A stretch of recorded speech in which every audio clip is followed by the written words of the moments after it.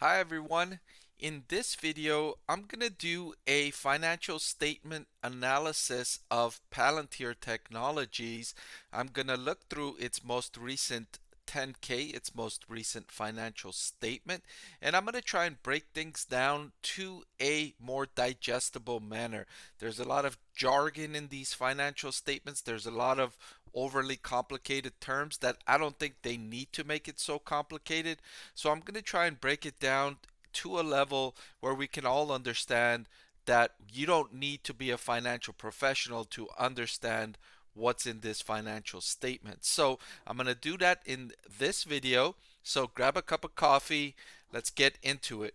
So this financial statement filing by Palantir Technologies, it can be intimidating, right? It's 139 pages, but a lot of that is things that you don't need to start with initially if you're trying to get an understanding of the company and what it does, its profitability prospects, and all of that, right? So where I like to start with, so let's go to the table of contents. And the place I like to begin when I'm looking at this financial statement or a financial statement of any company is in the management discussion and analysis, item 7. Typically, every company will have this on their in their financial statements. They may or may not have a table of contents that points you to that direction, but fortunately, Palantir does have a table of contents and we can just click to it. And as you see, I've already gone through this and highlighted the things that I specifically wanted to point out for this video. So um, here they start off with a nice overview talking about what they do. So the management says we build software that empowers organizations to effectively integrate their data, decisions, and operations at scale. We were founded in 2003 and we started building software for the intelligence community in the United States to assist in counterterrorism investigations. Okay, so early on, what this tells me already about the company is two things. So first, what they do is they um, they empower companies to use their data to make better decisions, to make essentially more profits, right? So they go into a company and they help it use their data more effectively. That's what Palantir does overall, right? They go into a company, they look at what kind of data that company has at its disposal, what kind of proprietary data it generates, right? In your everyday course of business as a company, you generate data, right? Customers visit your website, they buy things, they add things to their carts, they look at things, they click on things. And so all of that is data that comes into that corporation and they could use that data to more effectively run their operations, right? If they notice that customers are going to a certain item and they're adding it to their cart, but then they're not buying that item, that tells you something, right? That tells you, hey, customers want this item, they're putting it in their cart, but something is stopping them from buying it. What can that be? Let's find out so that we can convert that customer and turn that into a sale. That's the kind of things that Palantir does. And the second thing that this tells me here is they were building software for the intelligence community in the United States to assist in counterterrorism investigations. So this is key because this gives the company credibility. This gives Palantir credibility. It gives them an a foot in the door with corporations knowing that Palantir helped the US government in counterterrorism, right? So that gives them a foot in the door. Corporations are willing to listen when Palantir makes a sales call. So the two things we get right off the bat here from the overview. So moving on, they say while their focus in the short term remains on making their principal software platforms available to increasingly broad swaths of the market. Okay, so this is another key with Palantir, right? What I mentioned earlier about what they do and their credibility And so, okay, that's all great, but next comes accessibility.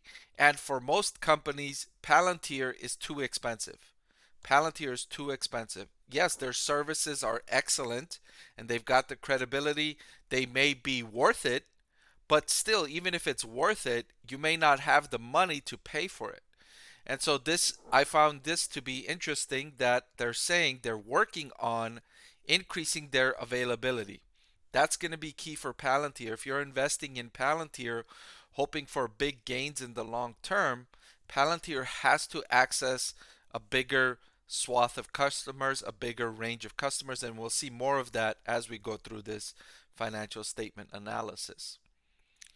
So in their business, their customers pay them to use the software platforms they build, while we generally offer contract terms of 1 to 5 years in length. Sometimes customers want shorter terms. Okay, so we're getting an idea how they operate. They give customers software and they engage in contracts between 1 and 5 years. So longer term deals, right? It's not like a customer buys something from Palantir and then that's it, they go away. No, it's more like when they enter an agreement with Palantir, it's a long-term relationship lasting several years, and if they renew this contract, it's even longer term. So as of December 31st, 2022, Palantir had 367 customers. That's why I highlighted earlier, they really need to work on making their product more accessible to a wider range of clients. Otherwise, they can be limiting their growth. Um, Still, even though they only had 367 customers, this was a nice increase from the year before where they only had 237 customers. So they increased by more than 50% the number of customers that they had. So this is already evidence that Palantir is making progress in making its services available to more customers. You're seeing the progress here. 367 versus 237. That's really good progress. So our average revenue for the top 20 customers during the trailing 12-month period ended December 31st was 49.4 million. This was up 13% from the year before. So that's more good news for Palantir investors. If you're looking at the stock, this is good news that the the top 20 customers, its most important customers, are spending more money with Palantir. They're ramping up their spending with Palantir. What that tells you as an investor is that Palantir's clients are seeing good value from Palantir's services. Because if they weren't, they wouldn't increase their spending, right? So they contract with Palantir, they see the results, they say, okay, I like these results. We're going to increase our spending. And that's really good news for Palantir stock investors because this tells you that their relationships with customers are sustainable, they're growing, and if they make gains with new customers like we saw earlier, those new customers are likely to stick with Palantir and increase their spending over time because we're seeing that with their top 20 customers. I want to thank the Motley Fool for sponsoring this video. Visit fool.com/parkev for the 10 best stocks to buy now. So in the year ended December 31st, 56% of their revenue came from government customers and 44% came from commercial customers. So Palantir already has a strong foothold among governments and institutions. What they need to do is gain a stronger foothold in commercial customers because there's more businesses in the world than there are governments. And so if they can entrench their foothold with commercial customers, that's going to be their leg to exponential growth. That's the key to Palantir giving investors a 5x, 10x, 20x return over the next several years is the expansion among commercial customers. So the speed with which our platform can be deployed has significantly expanded the range of potential customers with which we plan on partnering with. We anticipate that our reach among increasingly broad set of customers in both commercial and government will accelerate moving forward. Okay, will accelerate moving forward. So if this turns out to be true, that's really good news for investors. If they can accelerate their growth among new customers, that can be huge because we're already seeing that existing customers are increasing their spending with Palantir, and we're seeing that each customer contributes a lot of revenue to Palantir, right? They only have like 300 something customers and they're generating millions of revenue. So if they can increase the amount of customers that they can onboard because of this um, innovation in terms of the speed with which they can um, deploy their platforms, that could be huge news. That could be huge news. And this is certainly something that I'm going to be watching going forward. And it's why I highlighted it for you so that you can be aware of this and see that it and monitor the progress in this front because this is the big thing with Palantir. As of December 31st, the total remaining deal value of the contracts they signed was $3.7 billion. This was down 3% from the year before. So remember we mentioned earlier that Palantir signs long-term contracts with its customers. Well, the total value of all of its contracts that it has signed decreased by 3% year over year. That's not good news.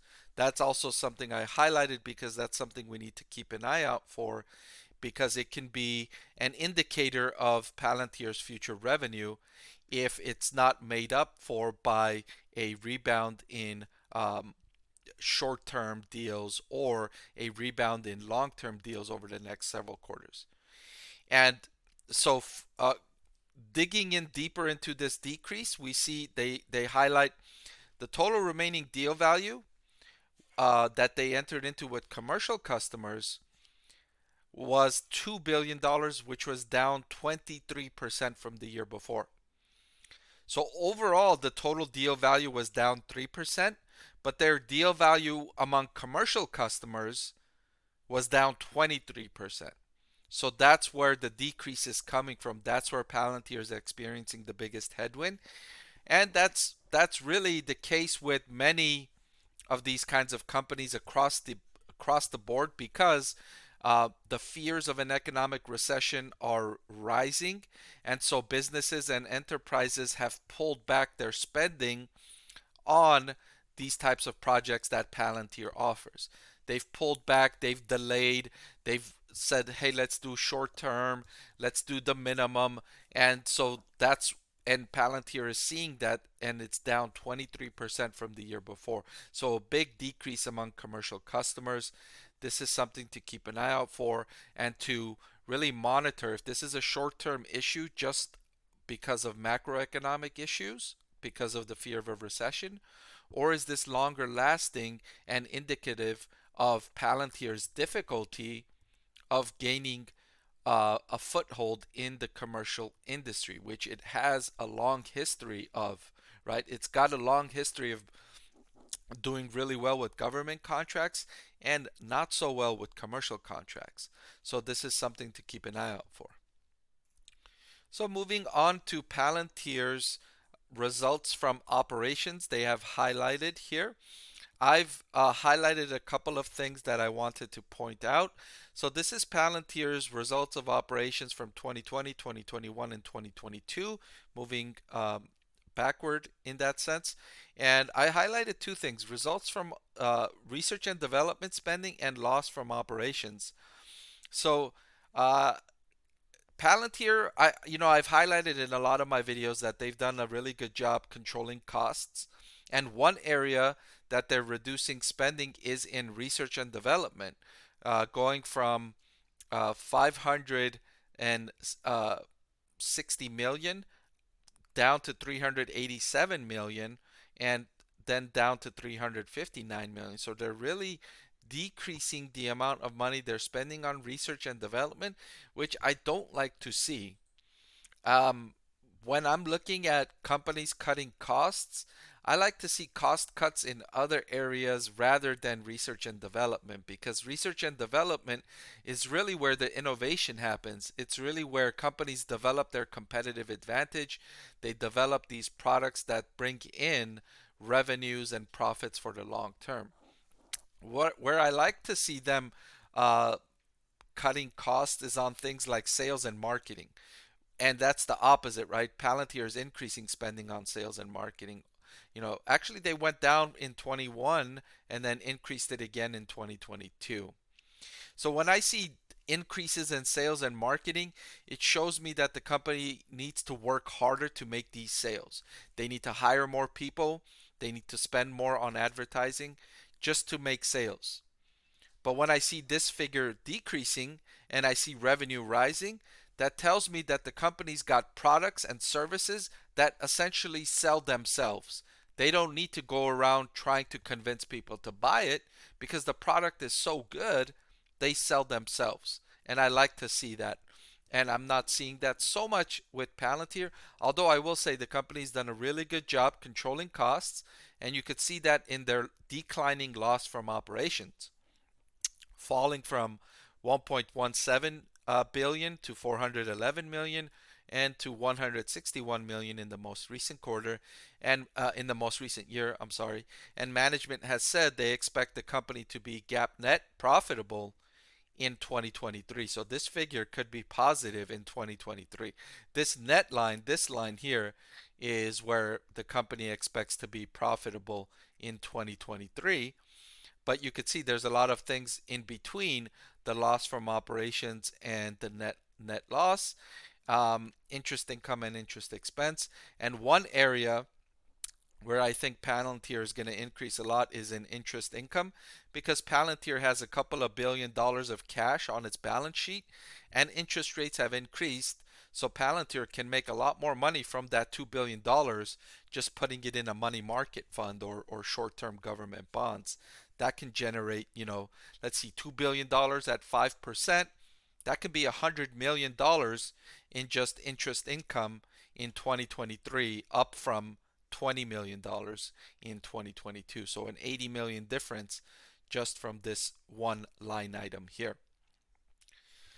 So the final thing I want to cover in Palantir's financial statement is its disclosures about sales and marketing spending. And I've highlighted here the increase in sales and marketing spending of 14% year over year. And then management provides a description on what that was. So the increase was primarily due to an increase of $93 million in payroll and other payroll related costs driven by increased headcount attributable to the sales and marketing function, and 36 million in travel and office related costs, and 23 million in marketing and advertising expenses. So like I mentioned earlier, this solidifies my initial thought that they're increasing spending on sales and marketing because they need to work harder to make those sales, hiring more people, spending more on marketing, and the whole sales function they're working harder on, because the sales their product is not selling itself with its existing function, the existing level of staff and advertising that they had.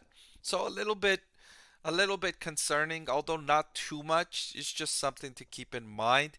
And you know, this is true for a lot of companies like Palantir that sell an advanced product, one that's not very easily understood, one that's complicated to implement, and so it needs more hands-on demonstration and convincing and discussion to really show the person that's buying it what they're buying, what they're getting, what the benefits are, and the steps to how they're going to receive those benefits. So not really something that's like, oh my God, red flag, but just something to keep an eye out for.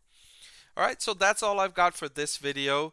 Thank you so much for watching. You spent a lot of time watching this video. You could have been doing a lot of other things, and I really appreciate you staying here with me, watching this video, supporting the channel. I really appreciate that. So thank you so much, and I hope I'll see you again next time for another video.